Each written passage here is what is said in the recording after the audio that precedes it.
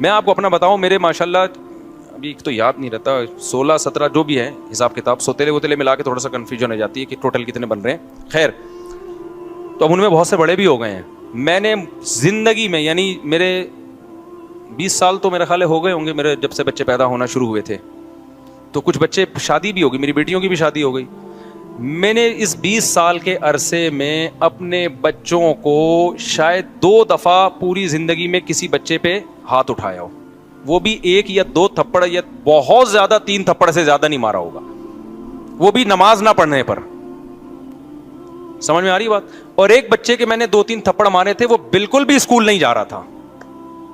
جب اسکول کا موقع آتا نا, وہ ایسے بن جاتا جیسے اس پہ پتہ نہیں کوئی دجال نکل آیا ہے, دجال کہیں سے دریافت ہو گیا اور یہ اس کی ٹینشن میں. نہ ٹیوشن پڑھ کے دے رہا, نہ یہ ان کا استاذ بھی یہی بیٹھے ہوئے. تو جب بہت زیادہ ہو گئی, پھر بھی میں نے کہا نہیں بھائی, آرام سے چلا جائے گا. گھر والوں نے کہا بھائی تھوڑا سختی کریں, تو روزانہ اسکول نہیں جا رہا ہے, پڑھ کے ہی نہیں دے رہا. پھر مجھے اپنا زمانہ یاد آیا کہ میں بھی نہیں جاتا تھا, تو ابا نے ایک دفعہ طبیعت سے اگلے پچھلے گناہ میرے معاف کر دیے تھے, تو اگلے دن سے جانا شروع ہو گیا تھا میں, ٹھیک ہے نا. مجھے وہ واقعہ یاد آ رہا, لیکن میں نے کہا نہیں, بچوں پہ ہاتھ نہیں اٹھتا یار, بچے ایسے پیارے ہوتے ہیں, ایسے معصوم ہوتے ہیں, تو دل ہی نہیں چاہتا ان کو یار, ان کی کیا, وہ تو غلطی بھی کر رہے ہیں تو ہمیں تو اس پہ بھی ہنسی آ رہی ہوتی ہے. صبح جب اٹھتا تھا نا, ایسے جیسے قبر سے کسی مردے کو اکھاڑ رہے ہو, مجھے ہنسی آتی تھی اس پہ کہ یار اس پہ موت آ رہی ہے. ادھر ابا کے بیانات ہو رہے ہیں, فجر کی نماز, تکبیر, اور بچے کی حالت کیا ہے, اس کو اٹھا رہے ہیں تو ایسے لگ رہا ہے جیسے پتہ نہیں اس کو یہ ہو رہا ہے میں ابا کے گھر میں پیدا کیوں ہو گیا کہ مجھے فجر پڑھنی پڑ رہی ہے. تو اب 8-9 سال اس کی عمر تھی, تو زیادہ ہو گیا. پھر میں نے کہا یار یہ بالکل ہی اسکول نہیں جا رہا ہے. تو پھر ایک دن ہم نے طبیعت کا مطلب 4-5 تھپڑ لگائے ہوں گے, اس سے زیادہ نہیں. تو چند دن کے لیے جانا شروع ہو گیا. پھر وہی پوستی پن, نہیں جا رہا. میں نے کہا بھاڑ میں جائے, نہیں جائے, ٹماٹر بیچے گا یہ, جاؤ. کیونکہ اب یہ تھوڑی کہ جنگلی بن جائے یار, بچوں کو مار مار کے. نہیں لگ رہا ہے کہ ہر آدمی کو ہر کام کے لیے اللہ نے پیدا نہیں کیا. پھر اس کو حفظ میں ڈالا, حفظ ہی نہیں کر کے دے رہا. دوسرا بھائی ہے ماشاءاللہ, ٹھکا ٹھک نکل گیا, حافظ بن گیا. تراویح پڑھائی اس دفعہ اس نے گھر میں, یہ والا پڑھ کے ہی نہیں دے رہا. جو کام بولو اس پہ پتہ نہیں. پھر میں نے ڈاکٹر کو بتایا, میں نے کہا کوئی سیٹنگ تو نہیں آؤٹ ہوئی بھائی اس کی, کوئی ملٹی وٹامن دی ہے اس نے, کوئی طاقت کی دوا دی. ابھی میرا ارادہ ہے اس کو ساری سیٹنگ کروا لوں. کوئی وٹامن بھی بعض دفعہ آگے پیچھے ہو جاتے ہیں بچوں کے, تو ایک ٹیسٹ کروانے کا میرا ارادہ ہے کہ لیب میں ٹیسٹ کروا دوں, کوئی کمی ہو رہی ہے. لیکن پھر بھی اگر نہیں ہوگا تو پھر بھائی ہم کیا کریں گے, بس اس پہ خوش ہوں گے. الحمدللہ سٹا نہیں لگاتا, الحمدللہ غلط لڑکوں میں بیٹھ نہیں رہا ہے. بڑا ہو جائے گا خود ہی اپنا مستقبل سمجھ لے گا. ابھی تو بس یہ کرو کہ غلط صحبت میں نہ بیٹھے, نہ پڑھے یار, نہیں پڑھ کے دے رہا. سب لوگوں کو اللہ نے پڑھنے کے لیے پیدا نہیں کیا. تو میرے گھر والے کہہ رہے تھے کہ اس کے ٹماٹر بکوانے سے کیا کرنا ہے, اس کو کچھ تو کہیں تو لگاؤ. میں نے کہا مجھے لگ رہا ہے کہ میں جو بیانات میں مثال دیتا ہوں نا کہ زیادہ ٹینشن نہ لو, تو کیا ہوگا, زیادہ زیادہ ٹماٹر بیچے گا, تو وہ اللہ نے شاید سن لی ہے میری. اللہ کہہ کے سب سے پہلے تیرے اوپر فٹ کروں گا. تو مجھے کوئی ٹینشن نہیں ہے, میں کیوں ٹینشن لوں. میں تو یار, میں جب سفر سے آتا ہوں سلام کرتا ہے, خوش ہوتا ہے. بچے تو ایسے ہی ہوتے ہیں نا, ابا کے آنے سے کھلونے, ابھی بقرعید ہے, وہ شور مچا کے رکھا ہوا ہے, گائے چاہیے. تو ہمیں تو جب یہ بچوں سے یہ خوشی مل رہی ہے, تو بڑے ہو کے بھی بہت سے پڑھ لیتے ہیں. میں تو بڑے ہو کے ہی پڑھا ہوں بھائی, بچپن میں تو ہم نہیں پڑھے. ہم نے تو بچپن میں پٹے بھی, مارے بھی کھائیں. اسکول تو جانا شروع ہو گئے تو پڑھ کے پھر ہم تو پڑھ لکھ لو, کچھ کام کے بن جاؤ گے. میں نے تو بڑے ہو کے پڑھائی شروع کی ہے. حفظ بھی میں نے بڑے ہو کر کیا ہے, بچپن میں حفظ نہیں کیا. بڑے ہو کر, میں پورے مولوی بننے کے بعد میں نے حفظ کیا ہے, ٹھیک ہے نا, اپنے طور پر حفظ کر لیا. تو جب شوق ہوتا ہے تو سب کچھ ہے. اگر چترول لگا کے بچے کو آپ نے انسان بنانے کی کوشش کی نا, تو پتہ نہیں کیا بن جائے گا وہ. ہاں, نشے وال میں نہ بیٹھنے دو کہ بچہ چرس پی رہا تھا, آپ نے کہا محبت سے سمجھایا, دوبارہ چرس پینے لگا, اب نہیں, یہ چیز برداشت کے قابل نہیں ہے. پھر تو اس کو بند کرنا پڑے گا گھر کے اندر. پھر بھی مار دھاڑ کے بجائے کوئی اور طریقے اختیار کرو, گھر میں بند کر دو اس کو, بری ایکٹیویٹیز سے روکو. سمجھتے ہو کہ نہیں سمجھتے ہو؟ تو اس لیے باپ کو بھی چاہیے بھائی, بچوں کو محبت دے, وہ تمیز سے سمجھائے, ان کو رسپیکٹ دے, ان کو یہ احساس ہو کہ ابا ہمارا. دیکھو, جس باپ کے گھر میں آنے سے بچوں کو خوشی کے بجائے ٹینشن ہونا شروع ہو جائے, وہ کامیاب باپ بولو نہیں. اب چونکہ مجھے اپنے ابا یاد آنے لگتے ہیں نا, تو پھر میں ذرا جذباتی ہو جاتا ہوں. وہ ہمارے ابا جب گھر میں آتے تھے ہمیں خوشی ہوتی تھی. ہم پنجاب گئے ہوئے تھے, 2 مہینے کی چھٹیاں ہم پنجاب میں گزارتے تھے, تو ہمارے ابا یہیں ہوتے تھے. تو ہمیں پتہ چلا ہمارے ابا بھی آ رہے ہیں, تو ہمیں اتنی خوشی, یار ابو بھی ہمارے ساتھ یہیں رہیں گے چھٹیوں میں.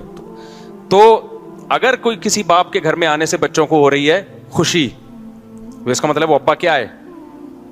صحیح ہے. اور جہاں بچوں کو کہ یار ابا ہے نا پھر آ رہے ہیں, ٹھیک ہے نا, تو یہ مطلب ہے کہ یہ ہو سکتا ہے ابا میں فالٹ ہو. بعض دفعہ اولاد میں بھی فالٹ ہوتا ہے, وہ ایسی الٹی حرکتیں کر رہے ہوتے ہیں کہ ابا آنے سے پتہ ہے کہ ڈانٹ پڑے گی, لیکن یہ ابا کے بھی تھوڑے سے فالٹ ہونے کی علامت ہے. تو بچپن سے کنٹرول کرو, بری صحبت سے بچاؤ. بچہ فطرت پہ پیدا ہوتا ہے, حدیث میں آتا ہے کل مولود یولد علی الفطرہ, ہر بچہ نیک ہی پیدا ہوتا ہے, اس کو ماحول بگاڑتا ہے. تو بچے کی تربیت کرنا کوئی مشکل کام نہیں ہے, بس بگڑنے سے بچا لو اس کو. اس کے دوستوں پہ نظر رکھو. میں اس کی نظر کوشش کرتا ہوں کہ بیٹھ کن لوگوں میں رہا ہے, ایسا نہ ہو کہ غلط لڑکوں میں بیٹھنا. اور یہ اسکول خراب کرتے ہیں.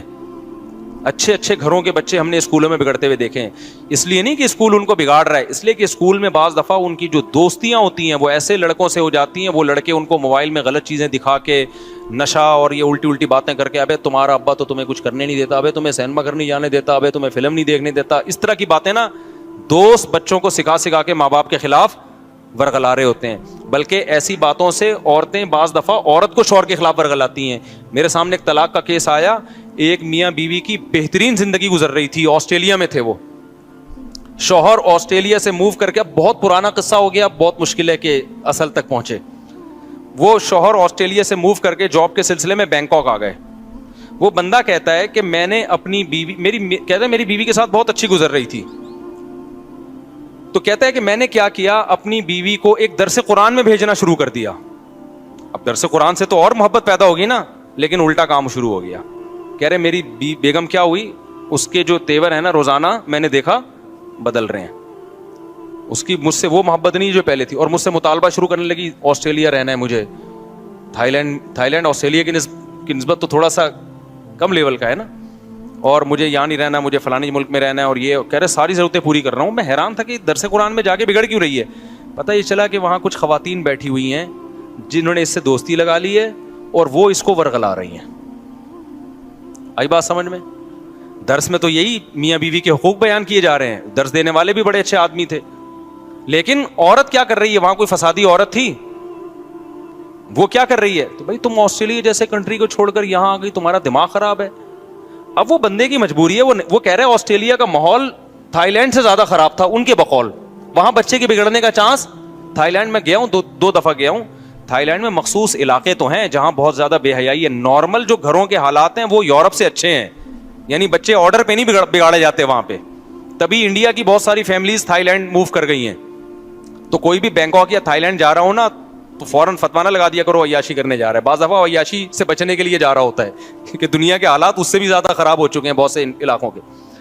کہہ رہا ہے نتیجہ کیا نکلا, اتنی تو میں اتنے مسائل ہوئے نا کہ بالآخر طلاق ہوئی ہے ہمارے درمیان. اور کہہ رہے میں یہ سوچتا تھا کہ میں نے اس کو درس قرآن میں کیوں بھیجا. تو درس قرآن نے اس کو نہیں بگاڑا, اس کو بگاڑا کس نے. اور پھر وہ خاتون کورٹ سے بچے بھی لے کے غائب, بیٹیاں لے کے غائب. اور وہ بیچارہ میرے پاس آ کے رو رہا تھا, کہہ رہا میرا دل چاہتا ہے میں خودکشی کر لوں, کیونکہ بیوی تو گئی, بیٹیاں بھی کس کو دی ہیں کورٹ نے. ایک پاکستانی عدالت میں کیس چلا تھا, نیشنل یہیں کے تھے, وہ پاکستان آ گئی تھی, پھر پاکستان سے بچوں کو لے کے آسٹریلیا چلی گئی. اور پھر پتہ نہیں آسٹریلیا کے کورٹ سے کیا یا پاکستان سے کیا, مجھے پورا واقعہ یاد نہیں. کہہ رہے بچوں سے بھی گیا میں, اور بیٹیاں یاد کر کے نا ڈپریشن میں. کہہ رہے میں تھائی لینڈ چھوڑ نہیں سکتا, میری جاب اس ٹائپ کی ہے کہ میں چھوڑوں گا تو میں مسائل ہو جائیں گے. تو بعض دفعہ اچھا اسکول ہے, لیکن آپ کے کلاس فیلو آپ کے بچے کو کیا کر رہے ہوتے ہیں, بچے کی کلاس فیلو بگاڑ رہے ہوتے ہیں. ابے تو اپنے ابا کی کیوں مانتا, ابے تیرے ابا نے کیا دیا. خواتین بگڑ رہی ہوتی ہیں. مجھے یاد ہے جب میں نیا اس علاقے میں آیا تو میری مالی حالت زیادہ اچھی نہیں تھی اس وقت, اچھی تھی لیکن ایسا نہیں تھا کہ کوئی ڈیفینس یا گلشن اقبال میں جو ان کا اسٹیٹس زیادہ اچھا ہے. تو میرے گھر میں ایک سیکنڈ ہینڈ فریج لے کے رکھا ہوا تھا میں نے. ایک خاتون آئی, آپ کی وائف سے ملنا ہے, آپ کی وائف سے ملنا ہے, وائف سے ملنا ہے. آئیں اور چلی گئیں اور لڑوا دیا ہم دونوں کو. میں حیران ہوں یار ان کو ہو کیا گیا. وہ خاتون نے کیا ہے, میاں آپ کے ممبر پہ باتیں تو بڑی بڑی بیویوں کے حقوق کی کرتے ہیں, یہ فریج لے کے دیا ہوا ہے آپ. یہ بات ہوگی 2004 کی یا 3 کی. اور مسجد کا گھر تھا, مسجد والوں نے گھر دیا ہوا تھا مجھے.